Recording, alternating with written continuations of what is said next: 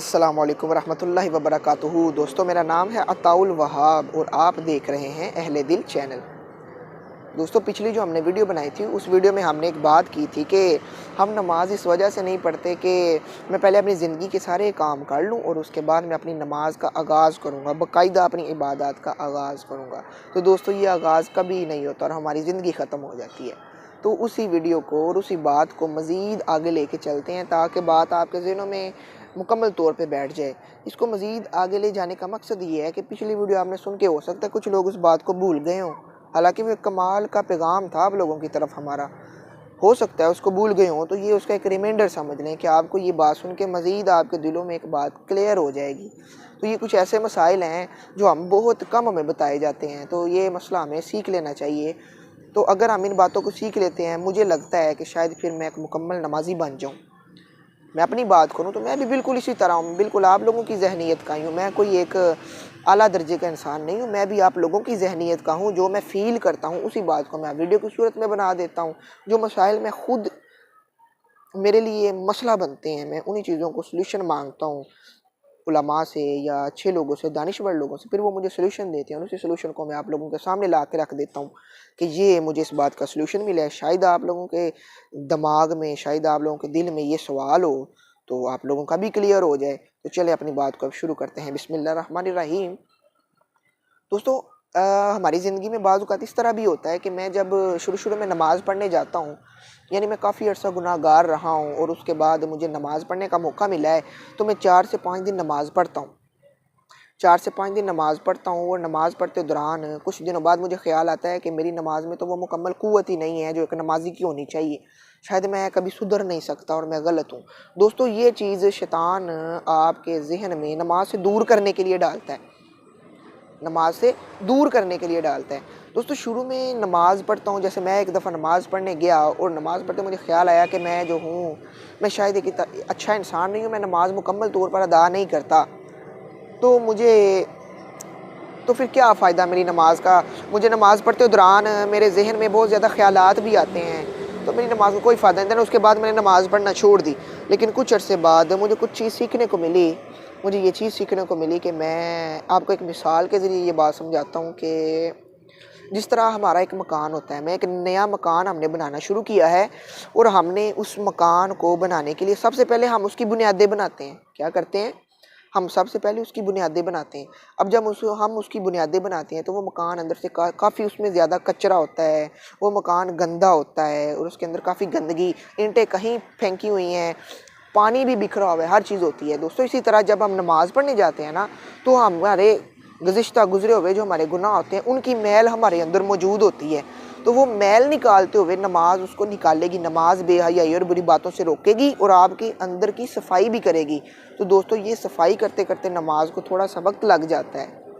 तो अब नमाज पढ़ना नहीं छोड़ना, यानी कि जिस तरह मकान बन रहा है ना, तो सबसे पहले मैं उसकी बुनियादों पर गौर कर रहा हूँ। मुझे इस चीज़ से गर्ज नहीं है कि मेरा मकान कितना खूबसूरत लग रहा है। अभी खूबसूरती का आगाज़ नहीं हुआ, खूबसूरती का आगाज़ तो काफ़ी अरसे बाद होता है। उसकी बुनियादें रखी जाती हैं, हर चीज़, उसका लेंटर वगैरह और उसके हर चीज़ बनाई जाती है। उसके बाद तो सीमेंट किया जाता है, जो उसका आउटर सीमेंट होता है, सबसे पहले वो किया जाता है और उसके बाद कहीं सोचा जाता है कि इसको कितना खूबसूरत बनाया जाए। यानी इस लम्हे में इस सारा एक अरसा दरकार होता है। तो इसी तरह जिस तरह मैं एक नमाज़ पढ़ता हूँ, तो नमाज़ पढ़ते हुए भी आप सोचेंगे सबसे पहले मैंने अपने आप को ठीक करना है, मैं ठीक हो जाऊँगा। मुझे इस बात का ख्याल नहीं है कि मेरी नमाज़ किस तरह की है। दोस्तों, आप ख्याल ही ना करें, आप ये ना करें कि नमाज़ कबूल हो रही है कि नहीं। आप शुरू में ये सोच के नमाज़ पढ़ें कि अल्लाह ताला इबादत के लायक है और मुझे उसकी नमाज़ पढ़नी ही पढ़नी है। मैं जिस तरह की भी पढ़ता हूँ वो कबूल करने वाला है। अगर वो कबूल ना भी करे तो मैं तो उसकी बारगाह में हाज़िर हो गया हूँ ना। जिस तरह एक स्टूडेंट अपने उस्ताद की क्लास में हाज़िर होता है ना, वो नालायक भी होता है लेकिन कम से कम उसकी प्रेजेंट लगती रहती है। एक लायक स्टूडेंट जो क्लास में नहीं आया, उस्ताद उससे नाराज़गी ज़रूर ज़ाहिर करता है कि तुम क्लास में भी नहीं आए। ठीक है, आप क्लास में जाएं, उसकी बारगाह में जाएं, उसके बाद नमाज की कबूलियत का मत सोचें। ठीक है, कबूल करने वाली ज़ात वो है। आपके हमारे दिल में कहीं ना कहीं एक नुक्ता छुपा होता है कि शायद इबादत की वजह से मैंने बख्शा जाना है, इस वजह से फिर मैं नमाज़ पढ़ना छोड़ देता हूँ। मेरी नमाज उस काम की नहीं है तो मुझे पढ़ने का फ़ायदा ही नहीं है। तो दोस्तों, इस बात का ख्याल ना करें, अल्लाह ताला ने ही इंसान को बख्शना है। तो जब आप नमाज के लिए खड़े हों, हाँ, आपको एक और बात बताता हूँ, जब आप नमाज के लिए खड़े हों, आपने जब नीयत करनी हो तो आप अपने दिल में ये नीयत रखें कि ऐ अल्लाह पाक मैं मुकम्मल तौर पर एक गलत इंसान हूँ, मैं मुकम्मल तौर पर एक गलत इंसान हूँ। दोस्तों, आप कहीं ना कहीं अच्छे ज़रूर होंगे, इसका मतलब ये नहीं है कि आप वाकई गलत हैं, लेकिन यह है कि उस ज़ात के आगे अपने आप को मुकम्मल घुटने टेक दें, उसको कहें कि मुझे आपने सीधी राह पर चलाना है, मैं पता नहीं किस राह पर हूँ, लेकिन आपने मुझे सीधी राह पर चलाना है। दोस्तों, इस बात का अंदर का मतलब ये होगा कि अगर आप कहीं ना कहीं सही भी होंगे ना, तो वो आपको मज़ीद सही कर देगा, आपको मज़ीद प्योरीफाई कर देगा। तो दोस्तों, जिस तरह बाज़ लोग सोचते हैं नमाज की नीयत करते हैं, हालांकि नमाज में एक वर्ड आता है इहदिना सिरातल मुस्तकीम, के ए अल्लाह हमें सीधे रास्ते की तरफ माइल कर, मुझे सीधा रास्ता दिखा। तो दोस्तों, सीधा रास्ता उसी को दिखाया जाता है जो उसकी आगे घुटने टेक देगा। मैं सारी उम्र ये लफ्ज़ पढ़ता हूँ, इसका मतलब ये है कि मुझे मज़ीद प्योर होने की ज़रूरत है।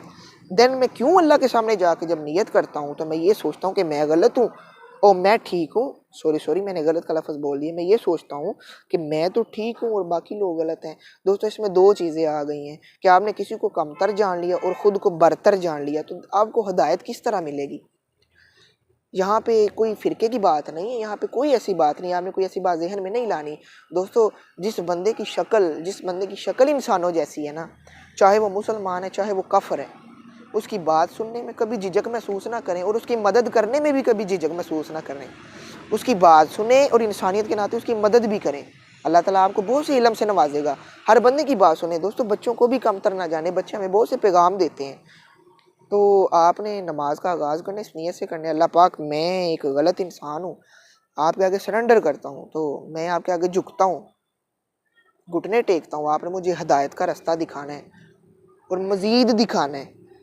ठीक है, अपने दिल में ये नीयत रखनी, ये नीयत कभी नहीं रखनी मैं ठीक हूँ और मैं ही जन्नत में जाऊँगा और दूसरे का तो कभी बेड़ा पार नहीं होगा। दूसरों को कंसर्न ही नहीं रखें। जिस भी मसलक से हैं, जिस भी फ़िरके से हैं, इससे कोई गर्ज नहीं है। अल्लाह ताला बख्शने वाली ज़ात है, आप उसके सामने जाएं, लवाज़मात पूरे करें नमाज के।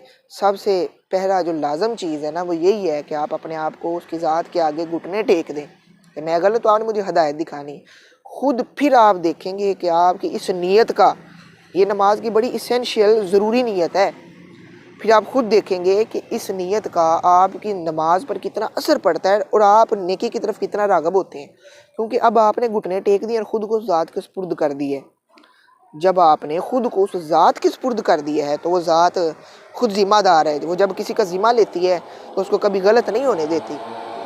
बजाय इसके कि मैं उसकी ज़ात के आगे आऊँ और आके कहूँ कि मैं ठीक हूँ और मैं नमाज़ पढ़ने आ रहा हूँ, तो क्यों कर आपको हिदायत मिलेगी, क्योंकि आप तो ख़ुद को पहले ही हिदायत याफ्ता समझ रहे हैं। कभी भी आप ख़ुद को इस बात के ना समझे कि मैं हिदायत याफ्ता हूँ। हमेशा अल्लाह ताला के आगे जब भी जाएं घुटने टेकें, कहें कि अल्लाह पाक मैं गलत हूँ, आपने मुझे मज़ीद अच्छाई का रास्ता दिखाना है, आपने मुझे सीधी राह दिखानी है। तो दोस्तों, देखना फिर आपकी ज़िंदगी में क्या तब्दीली आती है। अगर आप मेरी बात को समझ सके हैं ना, तो ये बात बड़ी कमाल की है, आपको नमाज़ पढ़ने पे मजबूर करेगी ये बात। तो इस बात को कहीं लिख लेना आप लोग, ये बात कहीं भी आपको सुनने को नहीं मिलेगी जो मैंने आपको बता दी है। अगर मिलेगी भी तो बहुत कम मिलेगी। इस बात को इतना ज़्यादा सोचा गया नहीं होगा, बहुत ज़्यादा सुनाया गया नहीं होगा। जो बात मेरे साथ बीत गई है, जो मैंने अपनी ज़िंदगी के तजर्बे से सीखी है, वो चीज़ आपको बता रहा हूँ, ये चीज़ अपनी ज़िंदगी के तजर्बे से सीखी है, कुछ दानिश्वर लोगों से सीखी है, कुछ अल्लाह के बंदों से सीखी है। तो दोस्तों, सीखने का अमल ज़िंदगी में कभी भी ख़त्म नहीं होता।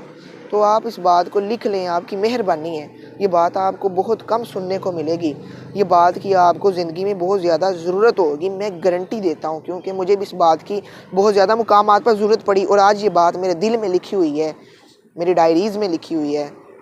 तो इंशाल्लाह अगली वीडियो में मुलाकात होगी। तब तक के लिए अल्लाह हाफ़िज़। अस्सलामु अलैकुम व रहमतुल्लाहि व बरकातुहू।